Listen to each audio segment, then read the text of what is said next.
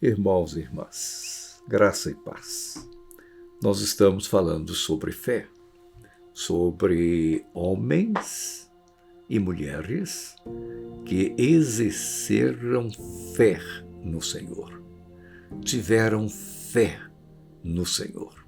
Apesar de todos os desafios, eles permaneceram confiantes naquilo que um dia Deus lhes havia prometido. E aqui nós temos um exemplo de um homem chamado José. Diz o versículo 22 do capítulo 11 da Epístola aos Hebreus, diz assim: pela fé, José, próximo do seu fim, fez menção do êxodo dos filhos de Israel, bem como deu ordens quanto aos seus próprios ossos. Vejam que interessante. Vejam que interessante. José, ele vivia crendo nas promessas de Deus, de que um dia Deus visitaria o seu povo. O seu povo teria um êxodo do Egito até a terra prometida. Quando Deus prometeu isso para Abraão, isso só veio acontecer 400 anos depois. 400 anos depois.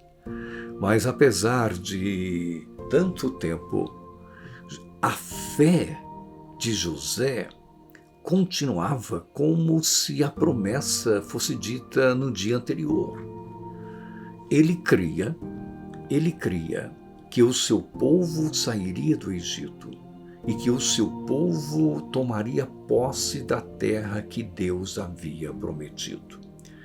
E por ele crer desta forma, ele dá ordem aos seus irmãos, à sua família, para que os seus ossos não ficassem no Egito, para que os seus ossos fossem transportados para a terra que Deus havia prometido para Abraão, para Isaque e para Jacó. O que eu quero chamar a sua atenção nesse dia é de que as promessas de Deus, elas não podem, não devem ser esquecidas. As promessas de Deus são para ser lembradas, e mais que lembradas, as promessas de Deus são para serem cridas. Ele esperava que as promessas de Deus se cumprissem. E, de fato, as promessas do Senhor se cumpriram. As promessas do Senhor se cumpriram. Houve o êxodo, houve a peregrinação pelo deserto. Eles passaram o Jordão, pisaram na terra prometida, habitaram naquela terra, produziram naquela terra que emanava leite e mel, a terra da promessa.